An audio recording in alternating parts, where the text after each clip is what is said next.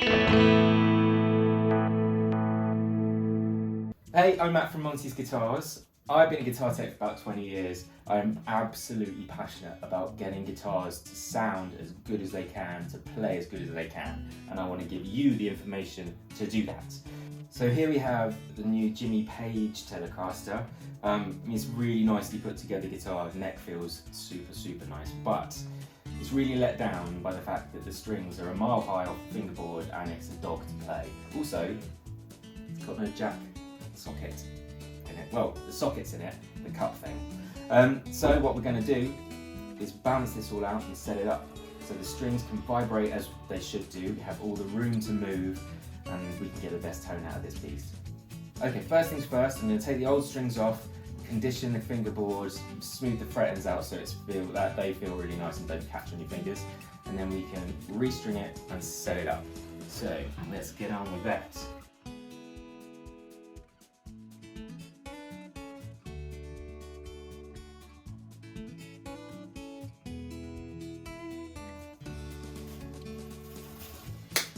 So a quick little tip with this, get your strings here and wrap them around in once and then through the middle, and that stops them springing open in your bin, which sounds like a small thing, but it's bloody annoying.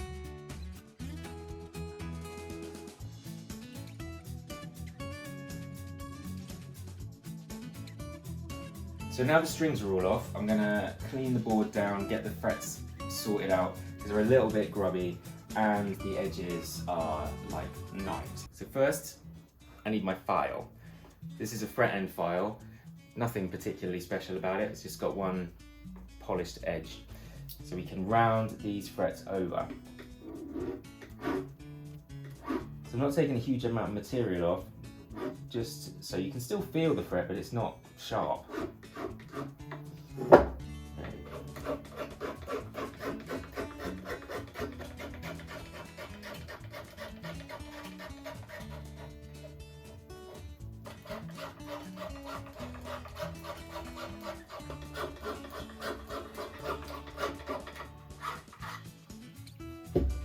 So I'm not taking a huge amount off here, just enough to get it smooth and comfy.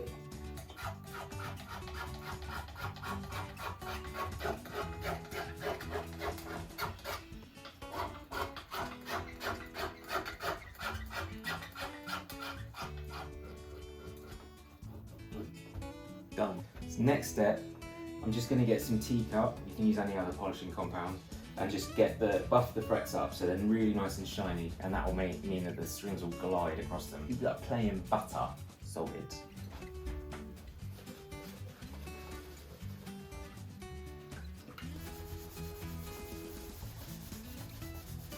You don't need to use a huge amount here.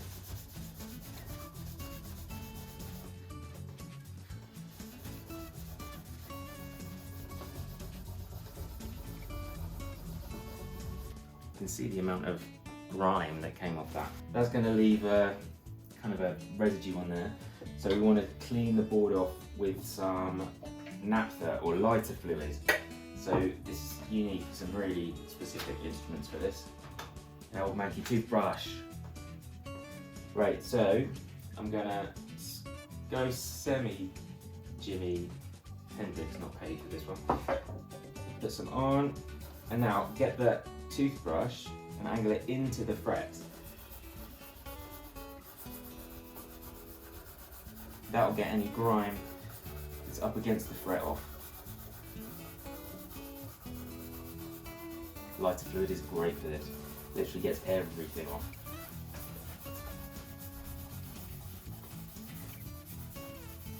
And that up there is a mistake.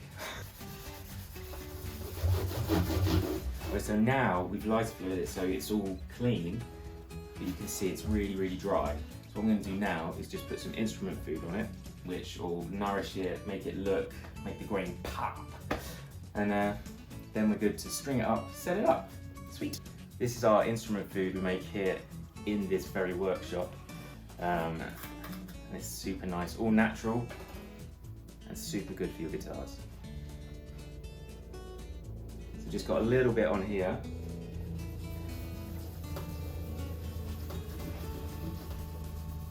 going to buffet it.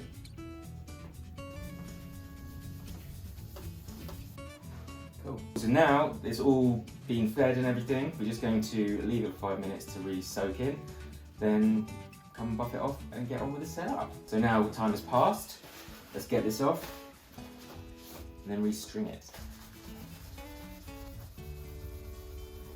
Look at that, it's looking nice. Right, so now we're going to restring it. So I've got to find some strings. Ka-ching! Right, I like to do this on a telly with it leant up against my shoulder. That way, I can just thread all the strings through the back easily. When this guitar arrived from the factory, it was actually, the strings were loaded on the top. There's a set of holes on the back of this bridge, but I prefer it loaded through the back, which is kind of traditionally how a telly is done. That way you get a little bit more tension in the strings. I mean, it might be psychosomatic, but I kind of think it sounds better. It sounds better.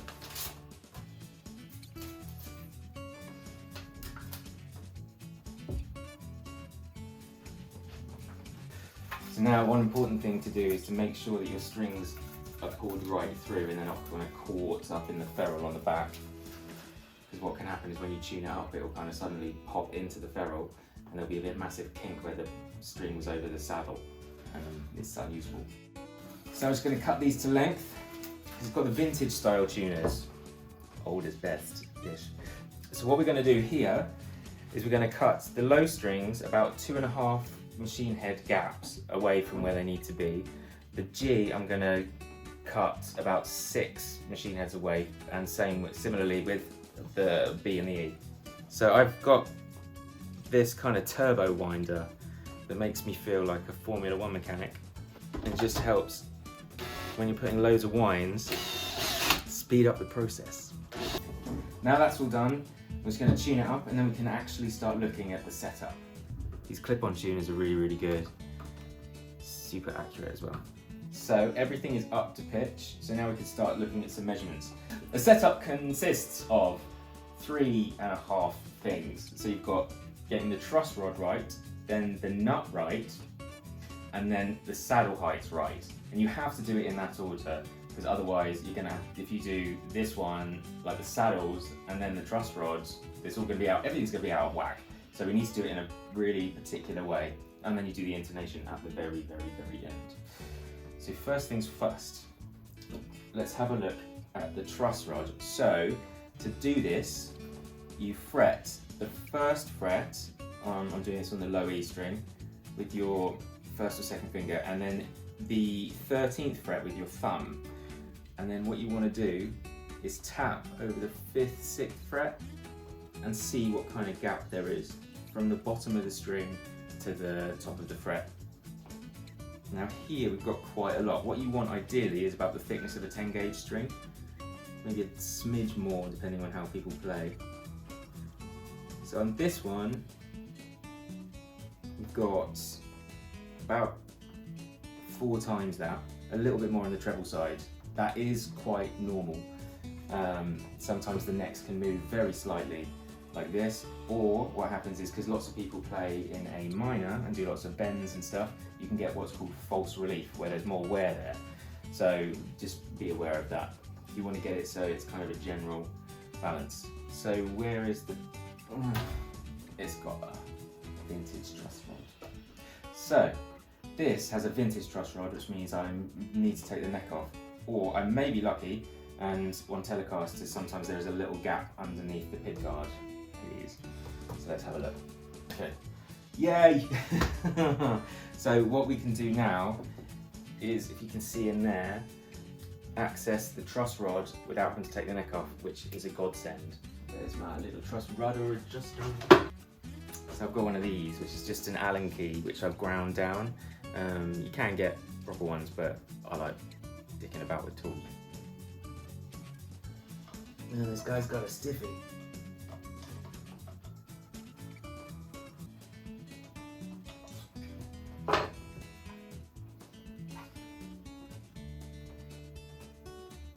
Cool, nearly there.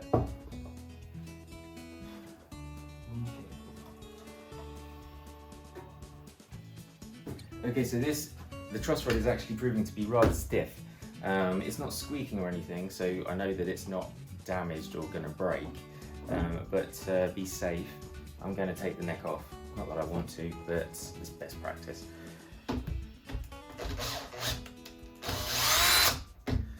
What I've done is I put a capo on the neck, on the second fret, to just hold the strings in place. So when I take the neck off, they don't go all over the place.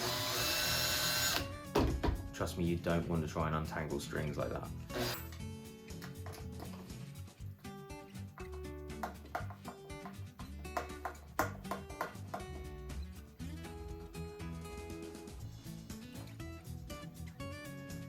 So these screws are actually still binding into the body, which isn't great when it comes to vibration transfer and that kind of thing, because there's no tension pulling the neck into the body and squishing it down, which is what you want.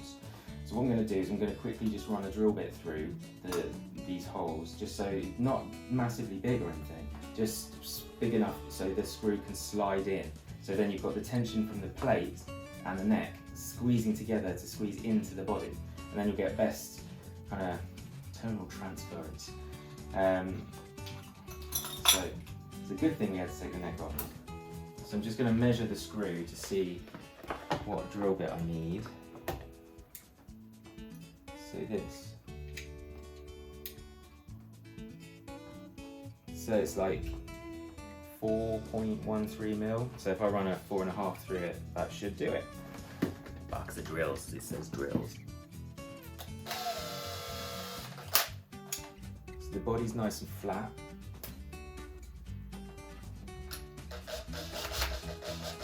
What I like to do when you're drilling into, your guitar that's potentially got lacquer on it or something like that, get the drill and put it in the hole and run it backwards a few turns, and that'll kind of not be so aggressive and get rid of some of the lacquer, and then you can just drill straight through, no problem.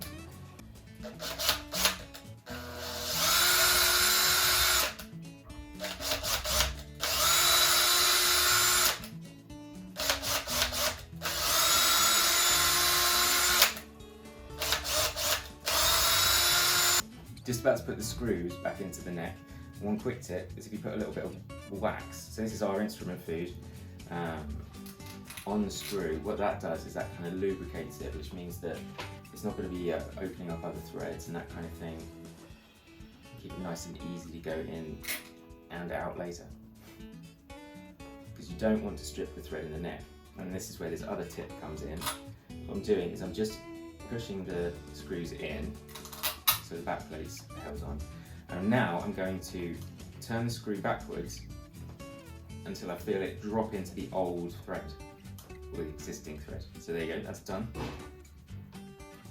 Do that on all 4 screws.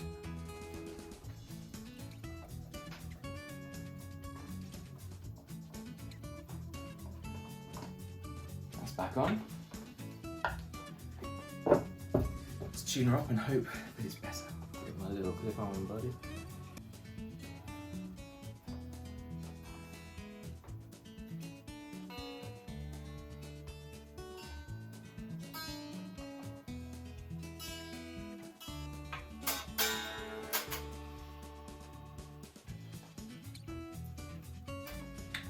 Cool. So the truss rod's all set. Now the next thing we look at is the nut. This bit. I'm gonna need some nut files. These are one of the few specialist tools you'll need. Everything else can be done from something from your local hardware store. So these are gauged files. Each one has a little number on it which corresponds to the string that it's for. So this is a set of 9 to 46s, so I'm going to have to find the relevant files. Right, this bit is a little bit tricky, because what we need to do is get the strings down to their optimum height. Any lower and you risk buzzing and stuff, so take it slowly. So the way I measure this is I put my thumb on the 4th 4th fret and tap just behind the 1st fret. And what I'm looking for is the gap underneath the string and to the top of the fret to be virtually invisible, and that's the optimum height for that. Also, a quick tip with this before I forget, you want to make the nut slot slightly angled, so when the string's coming up to the nut and then firing across on the rest of the fretboard. If it's angled the wrong way, then the string's going to hit the nut and then sort of flutter through the material, creating like a zinging sound. So let's go. So angle it slightly down.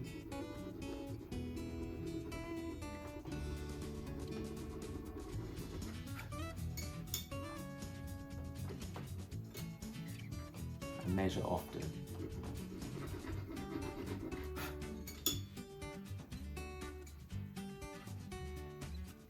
There we go.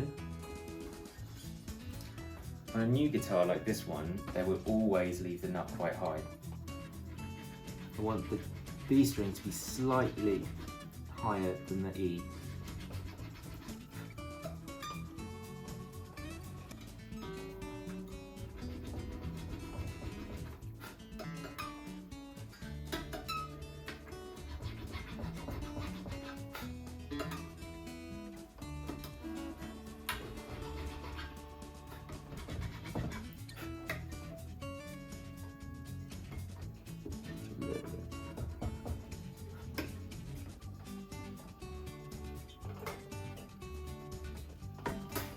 So each string is slightly higher than the next one. It's low E, doesn't look like there should be much. You know when it's right because it feels like it's falling away. So now we've done that, we can look at the saddle height. So for this, we're going to need a rule, which is different to a ruler. Because a rule starts measuring right from the end, whereas a ruler has a margin. Geeky bit of information for you. Always measure this in playing position, because the neck will move a tiny bit. What I'm aiming for with this is to get a gap of about 1.5 mil from the bottom of the string to the top of the fret on the 12th. But 1.5 mil on the treble side, gradually going up to about 2 on the bass side. Now on this, at the minute, it's completely the reverse of that. Now these saddles, what are called barrel saddles. So you've got 2 strings on one, so you have to compromise a little bit sometimes. So that's where they should be. What I'm going to check for now is to see if it chokes, and what that is that. So that's usually caused by the radius of the board and maybe some inconsistencies with the frets up here. So when that happens, the only thing you can do when you're just setting the guitar up and not doing any fretwork is just raise the action slightly. So I'm going to raise it up until that goes, and then happy days. It's about half a turn. Still there a little bit.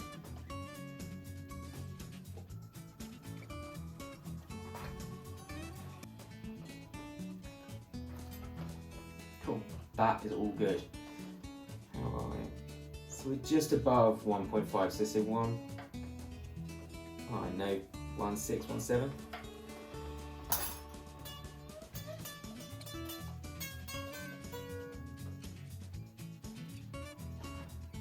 We'll set all the other strings up compared to that, so just a little bit higher than the E string.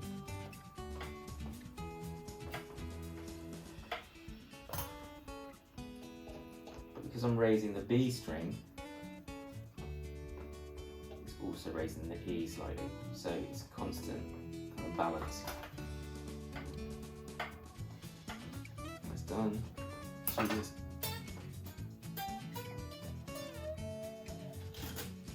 G's actually where it should be. D's a bit low.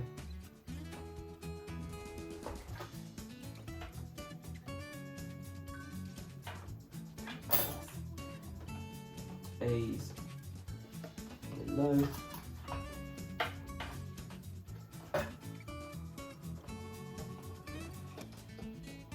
Come on, you bastard.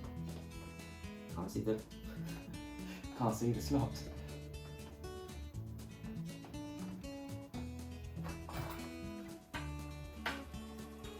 Right, now they're a little bit too high, so I'm going to bring A down. See if that brings them both down enough. E.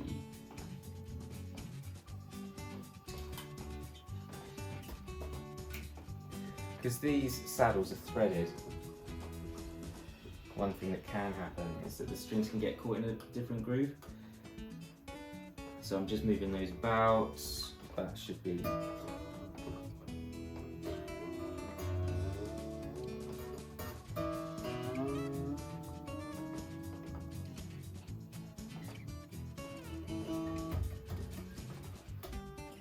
Wicked. So that's all done. It's all balanced out. Everything should be playing. Nice. So now the last thing we have to do is do the intonation. So for that I'm going to need to plug it in and let's get on with that. Okay, before I can do the intonation and plug it in and such, there is something missing. So I've got to just put this back in. It's really simple, it's just this little cup thing, this little nut thing. Might need to add a locking washer, but let's see.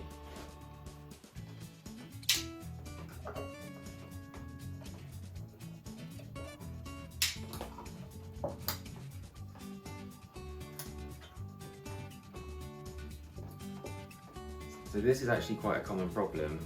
The jacks get loose over time, and they do. This one did have a locking washer. This is one of these things, but it's really crappy and incredibly thin. Nothing really to grip on. So I like using these bad boys. So these have, you can actually squish these together, and they kind of push out against the nut. So it's really, it's like a massive upgrade. And your jack is one of the things that you use more than anything, pretty much. So treat it with respect, because it's a nice scratchy washer. When you're tightening up a jack, always make sure you can hold the jack from the other side, because it's really easy for it to just spin around and then rip all the wires off. Cool. So that's nice and tight.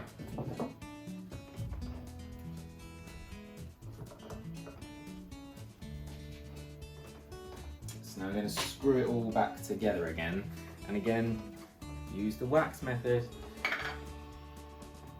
So a little dab of wax, putting it into the hole, and again use the same thing we did for the neck bolt, so run it backwards slightly. You'll feel the thread, there it is, and in it goes.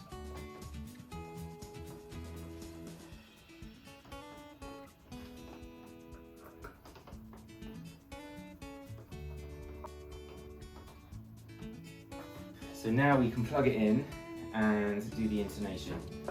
So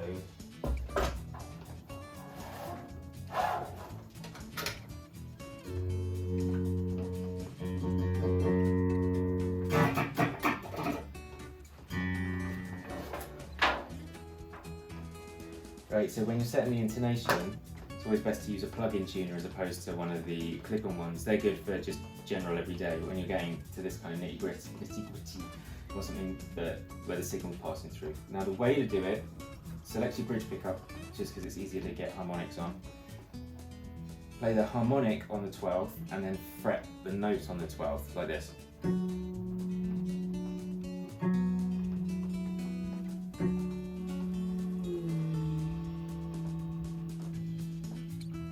Cool. So I'm going to tune that note, so that's E.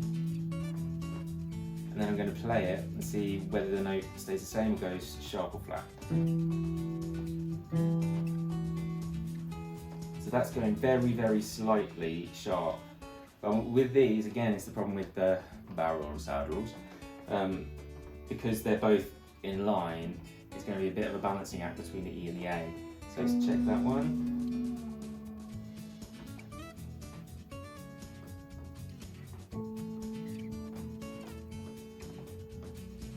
Okay, so that's in tune.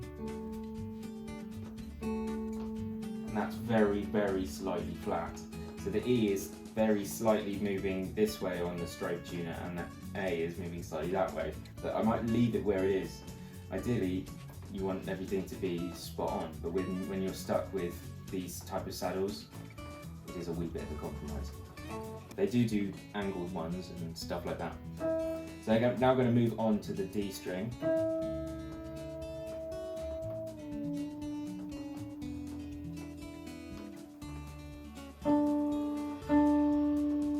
So that's spot on. The G is sharp. So I'm going to take it back a little bit so we can kind of get more of a balance.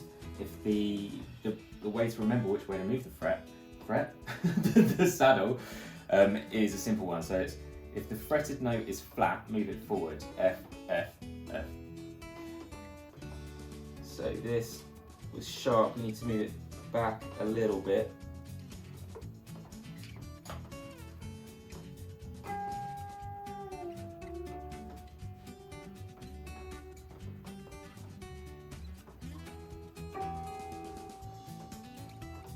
Right tuning key might be better.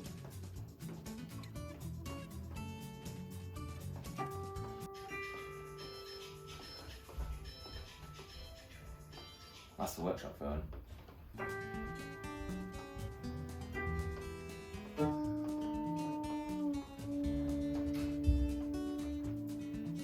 Okay, so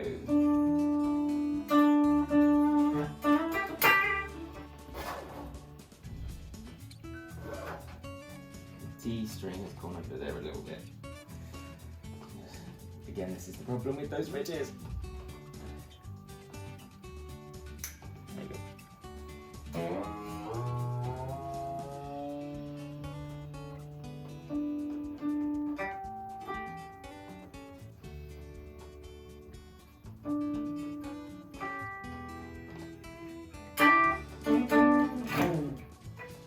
So that's both in similarly to the A and the E.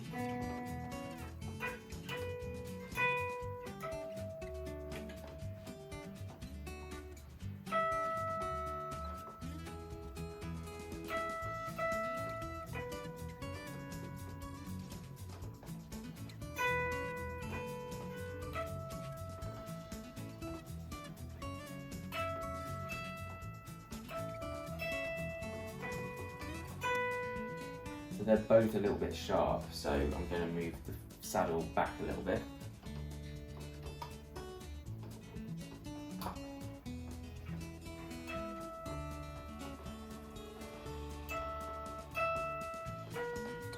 So that's spot on.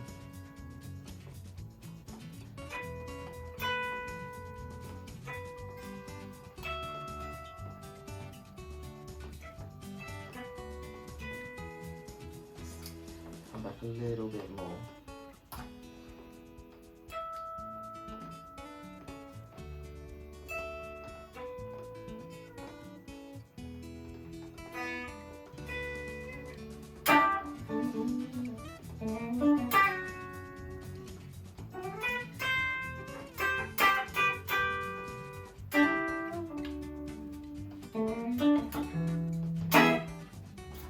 Okay, so now we're on the home stretch. Right, now we're nearly done. So the last thing to do is to sort the pickup heights out. Not only does this dramatically change your sound, but can affect your setup, because if the strings are too close to the pickups themselves, the magnetic field of the pickups will then sort of interact with the strings and make them vibrate in weird ways and stuff. So your intonation will never be in and your sound will be pants. So the way to do this is always start with the neck pickup, and what we're going to do is we're going to raise it up until it starts interfering with the strings, starting hearing something called wolf tones. Always do this in playing position. So that's ringing true.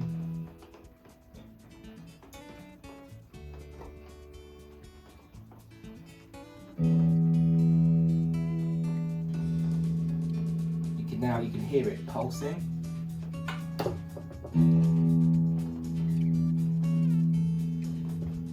So what I'm going to do now is I'm going to drop it down until that goes.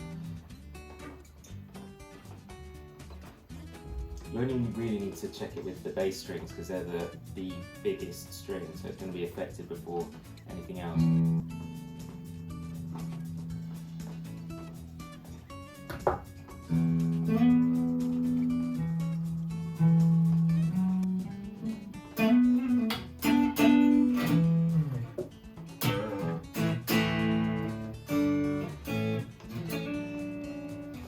Okay, so that's that sorted. Now we just need to balance the bridge pickup to that. So we've got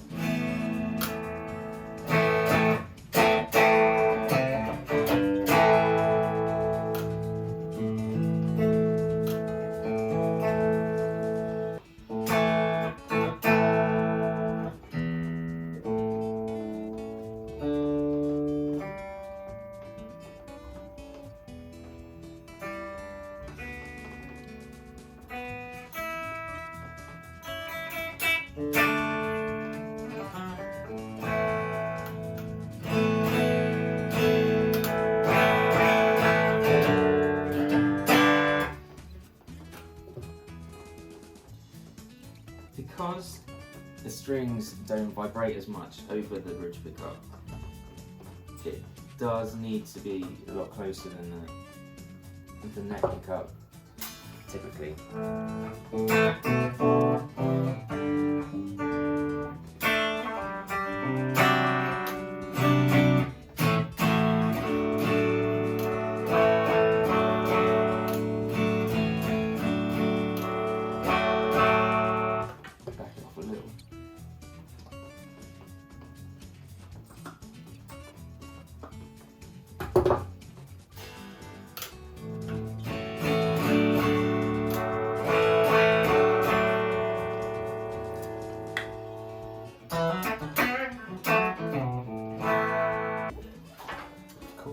So that's all the kind of setup-y stuff done. I'm just going to piece it back together, give it a bit of spit polish, and away it goes.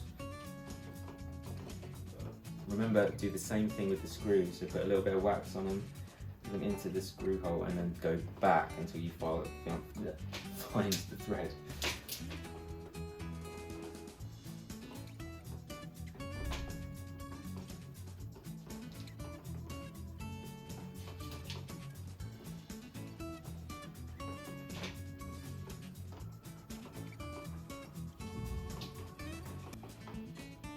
Yeah.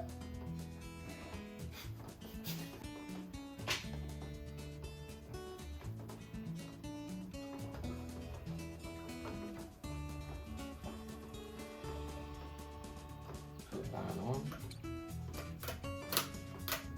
All good to go. Now a bit of polish.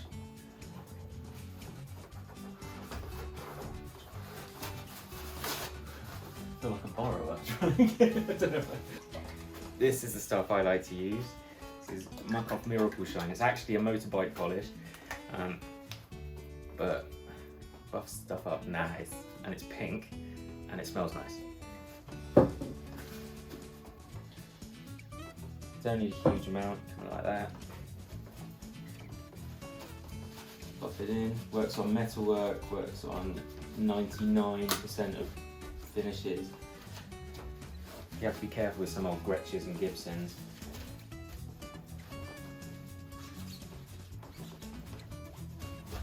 But typically, it's all right.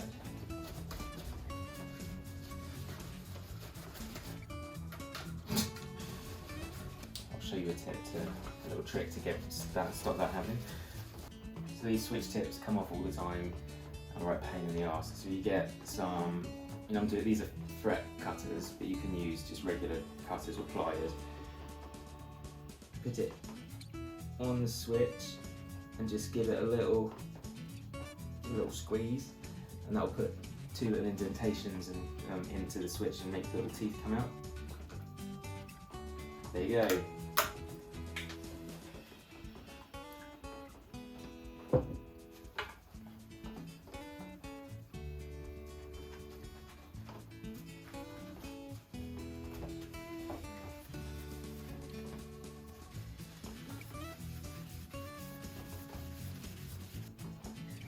Makes the neck feel so nice.